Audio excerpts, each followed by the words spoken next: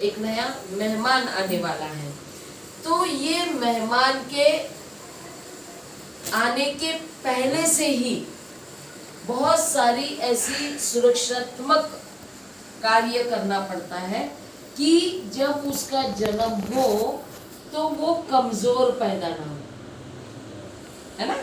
इसीलिए क्या किया जाता है कि बहुत से लोग पूजा पाठ करते हैं, लेकिन अभी बताया पूजा पाठ से सुरक्षा नहीं होती, उसके लिए हम किस तरह से सुरक्षित रह सकते हैं, हमारा होने वाला बच्चा किस तरह से सुरक्षित रह सकता है, इस पर विचार करना होता है। अब हम लोग तो शारीरिक रूप से सभी करते हैं, शारीरिक रूप से उसको स्वस्थ रखने के लिए, माँ को और बच्चे को रखने के लिए हम लोग तो बहुत प्रयास करते रहते हैं। जैसे अभी हॉस्पिटल की बात आती है तो इंजेक्शन देना, टैबलेट्स देना, बहुत कुछ चलता है, और घरों में भी हम लोग खाने पीने का ध्यान रखते हैं, सही है ना। लेकिन प्रश्न ये उठता है कि ये गर्भावस्था में इस तरह के कार्यक्रम की जरूरत क्या है। खाना पीना तो सही हो रहा है, ऊपर से वो नर्स है कोमल, है ना, तो उनको तो बताने की जरूरत नहीं है, और परिवार में कितने लोग पहले भी माँ बन चुके तो सबको मालूम है कि क्या करना है। फिर भी ये ऐसे कार्यक्रम की जरूरत है तो क्यों है? तो ये कार्यक्रम की जरूरत है मानसिकता बनाने की।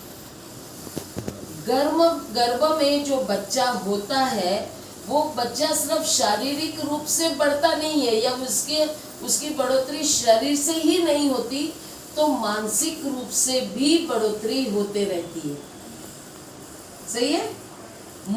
उसका मन भी तैयार होते जाता है, और वो तैयार जो हो रहा है उसके लिए अच्छे शब्दों के, अच्छे चर्चा की, अच्छे बोल होने चाहिए, इसकी जरूरत है। अब हम बोलेंगे कि बच्चे को कैसे सुन रहा है, बच्चा सुन रहा है क्या? बिल्कुल सुन रहा है।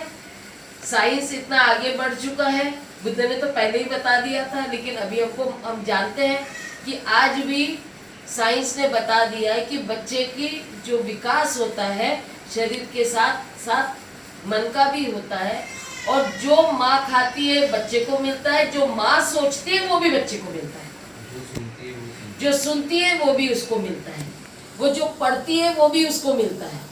यानी खाने के अलावा सुनना, पढ़ना, बोलना, है ना, ये सारे जो चित्त पर प्रभाव डालने वाली बातें हैं, ये सारा प्रभाव बच्चे के चित्त पर भी होता है।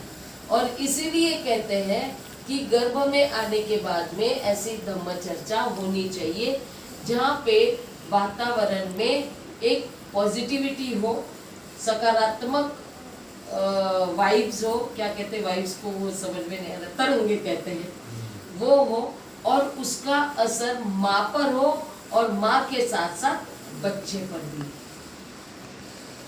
है ना।